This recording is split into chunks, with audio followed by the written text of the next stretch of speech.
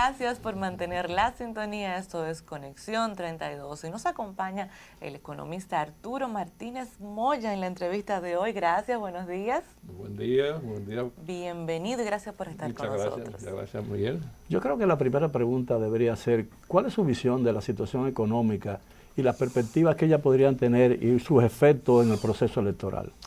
Mira, lo que está complicado es el ambiente internacional. Las economías pequeñas como la nuestra dependen mucho del panorama externo. Y obviamente la economía dominicana en los últimos años ha crecido sobre su potencial, que es alrededor de 5.5%. Cuando se habla del crecimiento potencial es 5.5%. Y la economía nuestra está muy por encima de eso. Ha sido un crecimiento notable, muy alto, líder en la región. Básicamente por el consumo interno y la inversión de dominicanos, empresarios dominicanos y la inversión extranjera. Aquí han entrado 2.700 millones de dólares todos los años de inversión extranjera. Entonces, pero eso requiere que exista un ambiente internacional propicio. Entonces, para este año ya la CEPAL ha declarado que la economía dominicana estará creciendo alrededor de su potencial otra vez, 5.5, 5.7%. Y eso es notable. Nuevamente el líder de la región. Impulsado por el consumo de las familias. Se ha hecho un buen trabajo y se mantiene un buen crecimiento del consumo de las familias. Se ve en los supermercados, se ve en los colmados. Obviamente que hay consumo. Entonces, si el crecimiento de la economía tiene sus raíces o está basado básicamente en el consumo familiar, entonces eso desmiente la tesis de que la clase media está descendiendo. Mira, lo que impulsa el crecimiento de la economía es el sector privado, que es el consumo de la familia y la inversión. Esos dos sectores. Eso explican el 87% de ese crecimiento de 5.57%. El 87% de ese depende de esos dos sectores, consumo de las familias y de la inversión. La clase media dominicana, no es verdad que se ha reducido. Eso no es cierto. Mira, eso se puede medir con todos esos carros, el tránsito. Aquí todo el mundo tiene un carro. Pero incluso uno de los medios escritos de hoy, en portada, tenía una información respecto a cómo la clase media poco a poco ha ido convirtiéndose en una clase baja o cayendo en la pobreza. Eso. O sea que eso es relativo. Tú sabes que cuando el crecimiento es alto, realmente todo el mundo se beneficia. Pero como dice Héctor Valdés, el gobernador del Banco Central, como no ha habido aumento de salario, no se ha derramado como debió haber sido. Que eso es algo que usted favorece. Siempre he leído a usted decir correcto, que hay que derramarlo. Que hay que aumentar el salario. Sí. ¿Para qué? Para impulsar el consumo de las familias. Porque un aumento de salario le da poder de compra a las familias. El problema es que el sector empleador tiene resistencia a eso por el hecho de que el pasivo laboral crece con el aumento salarial. Y eso no tiene techo. Y ahora se está discutiendo el tema de la cesantía. Y yo creo que eso es fundamental. Y yo no me explico cómo el otro sector, el sector sindical, no ha aceptado los argumentos del asunto, porque está constriñendo la creación de empleo. Así es. Lo constriñe. Aquí se necesitan 3 reformas del país, fundamental. Una de ellas es la reforma laboral. La reforma del mercado laboral, eso hay que hacer. Eso nunca se ha hecho. Ya hay que reformarlo. Ya tenemos un mercado laboral sumamente poderoso. ¿Eso no tiene que hacerse a través del código? Sí, correcto. Eso hay que modificarlo. Hay que hacer una modificación de ese código.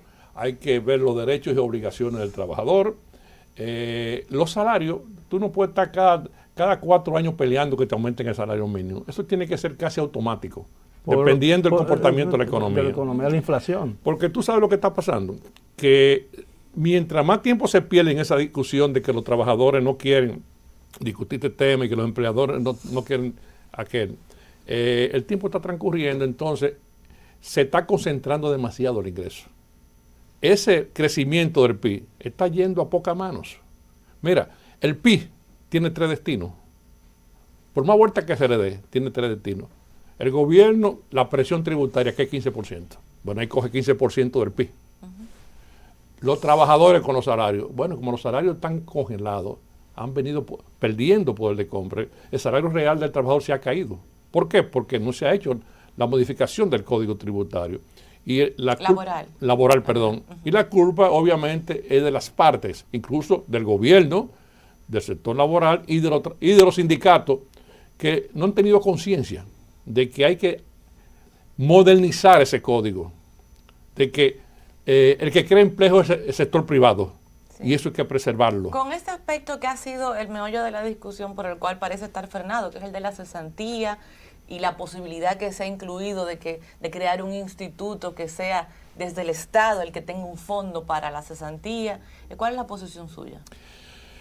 Es un pasivo laboral muy fuerte, como dice Miguel. Eso está demostrado, incluso está ahí. Basta que una empresa tenga 5, 6 años, 7 años con un trabajador, ya tiene problemas. Claro. Ya tiene problemas. Entonces eso no puede ser. Y entonces comienza el trabajo lejano. Sí.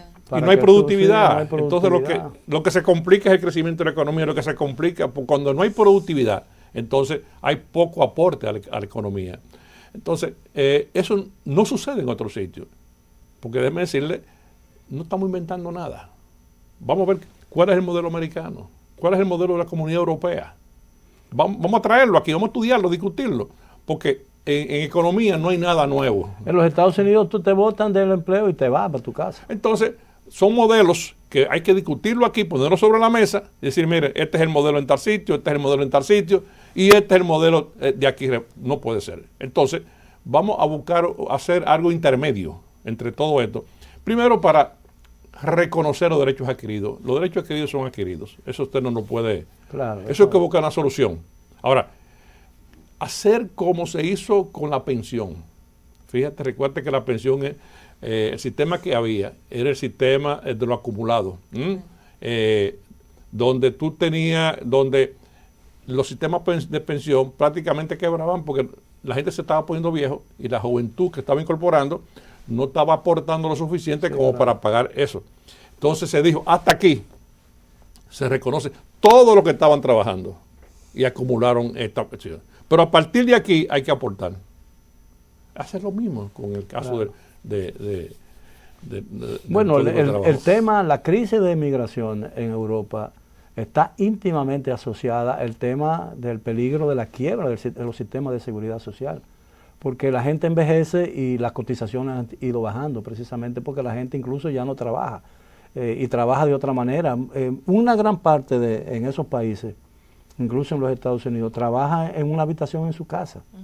Y es su propio patrón. O por Japón, la crisis de Japón es que no crece la población, está muy vieja. Y no aceptan inmigrantes tampoco. En Japón ahí tú no encuentras de que latinos, inmigrantes de otros países, ahí no lo aceptan. Entonces una población que ahí no hay pelo crespo, sí, se ha puesto vieja. Entonces, cuando tú tienes una economía donde no crece la población productiva, esa economía está llamada a llegar a un momento en que esté en el suelo. Es el caso de Japón y Europa está igual, como sí, tú señalas. Claro. España, Alemania. Óyeme, Alemania, por primera vez en los últimos 20 años, casi cae en recesión este trimestre. ¿Sabes lo que es el motor de la economía de la Europa del euro, que esté cayendo en recesión? ¿Por qué? Precisamente por el poco crecimiento de la fuerza laboral, sí, y por las complicaciones que hay a nivel internacional con el comercio exterior y la tarifa de Trump. Pero hace 4 o 5 años el periódico El País de España y la televisión española publicaron un conmovedor reportaje donde decía que en una población muy cercana a Teruel, el pueblo donde se libraron tuvieron lugar algunas de las batallas más terribles de la guerra civil, habían cerrado las escuelas porque no había niñitos. Así es. Sí. No había niños y tuvieron que propiciar migración desde Argentina para que llegaran, y cuando llegaron los primeros niños lo celebraron como la Navidad. Así es. Mire, este es un año preelectoral, el año próximo es un año electoral. Y no sé, a mi impresión desde afuera, que no soy economista, es que la dinámica de la economía cambia en años electorales. ¿Cuál es el escenario que se proyecta para el año próximo? Ya no cambia. Ya esta dinámica camina sobre... Ya la economía va sobre los rieles. Mire, y no importa el que suba. Está obligado a mantener una política económica de crecimiento. porque ya las inversiones están hechas, ya el consumidor tiene la costumbre de consumir y lo va a demandar. O sea que la población ya exige que se mantenga un ritmo de crecimiento alto en la economía dominicana. Ahora, déjeme decirle algo, las malas políticas económicas pueden cambiar una situación. Por ejemplo, Venezuela era el segundo país más rico de América Latina, con un potencial de ser el primero. Y hoy en día lo están siendo clasificada como la cuarta nación más pobre de América. Sí, el que hace eso no dura en el gobierno, porque ya la gente no está dispuesta a aceptar tampoco que se cambien las cosas porque le dio la gana a un partido político ni a un gobernante. Ya la economía dominicana está insertada en el contexto internacional. Aquí no se puede estar inventando. Fíjense, como yo le dije inicialmente, que el crecimiento de la economía dominicana está dependiendo mucho de lo que pase a nivel internacional. ¿Y qué factores internacionales pueden afectar la economía?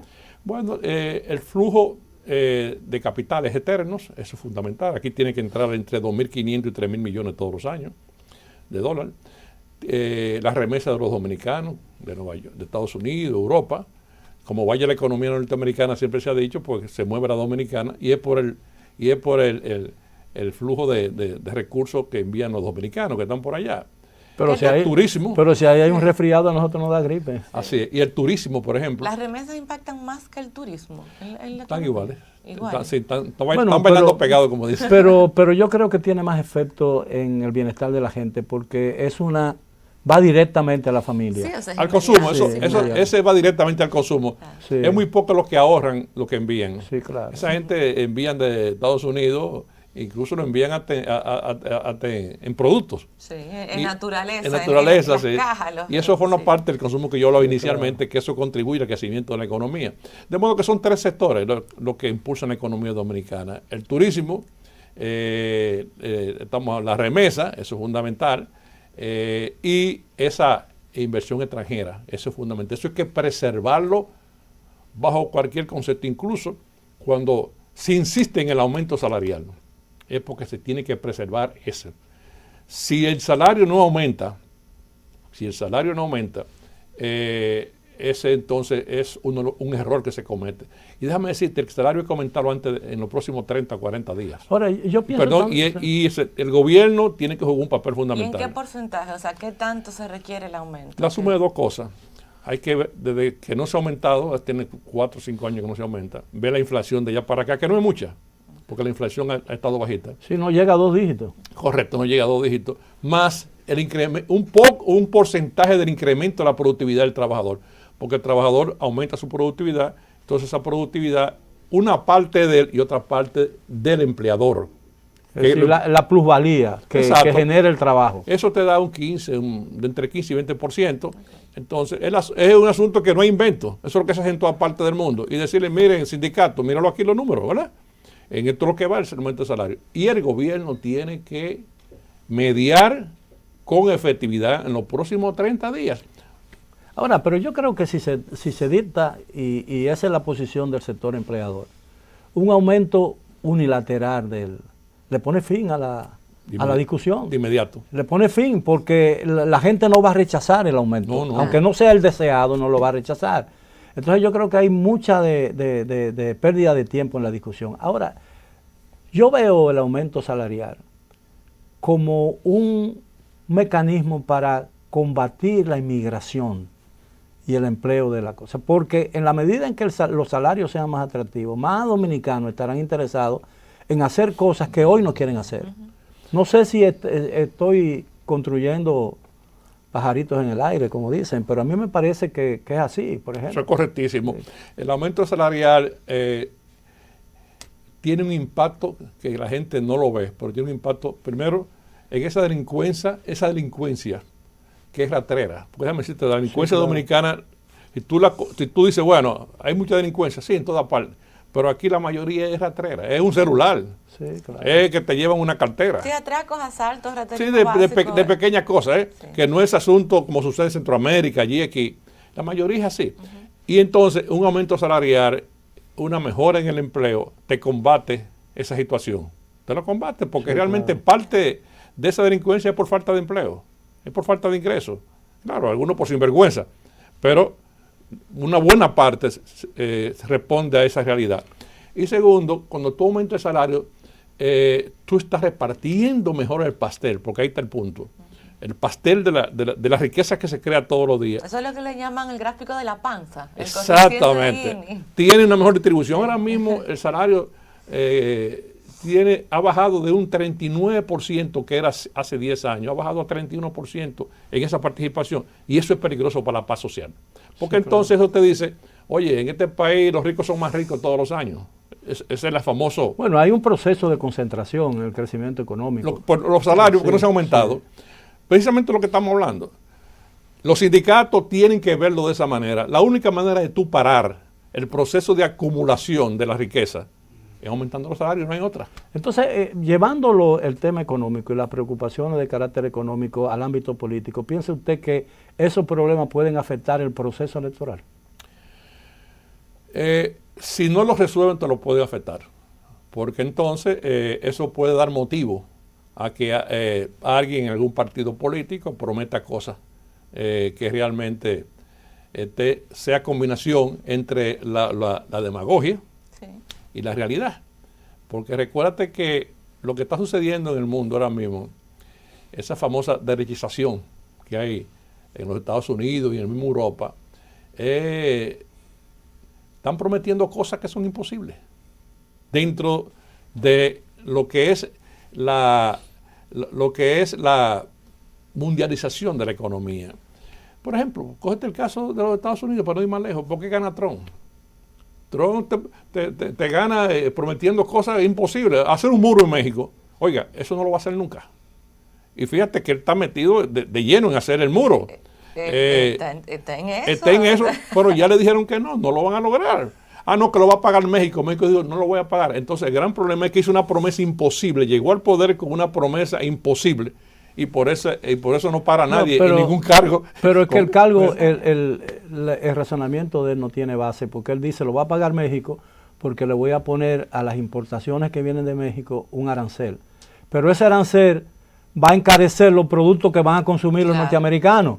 Y entonces serán finalmente los norteamericanos que lo pagarán. Además de eso, le está dando en la cara, porque él dice, el comercio exterior de Estados Unidos con los chinos y tenemos que cambiarlo. Nosotros no podemos estar perdiendo en el comercio porque estamos importando demasiado.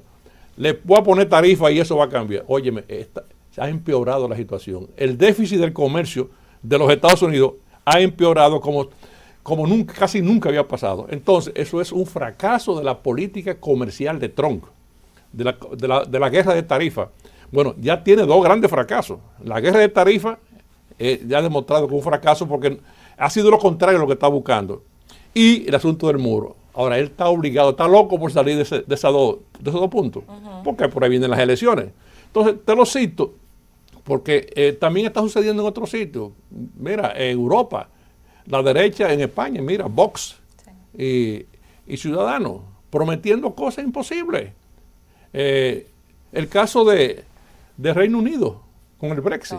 Bueno, está por volver otra vez a la Unión Europea. Quieren echar para atrás eso porque el costo de la salida será mayor que permanecer en ella.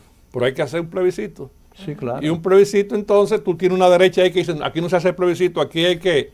Ya habló el pueblo. Y el pueblo, el que está gobernando, él tiene que hacer las cosas que el pueblo le mandó. Aquí no acepto plebiscito. Lo que te quiero señalar es que lo que hay que evitar es que en la economía dominicana, en República Dominicana, se copie cosas como esa. Entonces, ¿de qué manera se puede lograr? Mira, haciendo programas de gobierno coherentes. Los partidos políticos, todos, tienen que plantear cosas. ¿Qué es lo que tú me ofertas? ¿Por qué yo debo votar por ti? Esa es la respuesta que tienen que dar todos los partidos políticos, incluyendo el mío, el PRM. Vota por mí, yo recuerdo esa consigna, vota por mí y te bajaré el Maví. Gracias, hoy ya se nos acabó el tiempo, lamentablemente, pero gracias por estar con nosotros en Conexión 32. Gracias a ustedes por invitarme. Miguel y yo nos despedimos Así por es. hoy. Doctor, les Miguel, deseamos a todos ustedes, gracias, les Miguel. deseamos a todos ustedes que pasen un muy feliz resto del día y por supuesto esperamos contar mañana con su sintonía para otra entrega de este programa.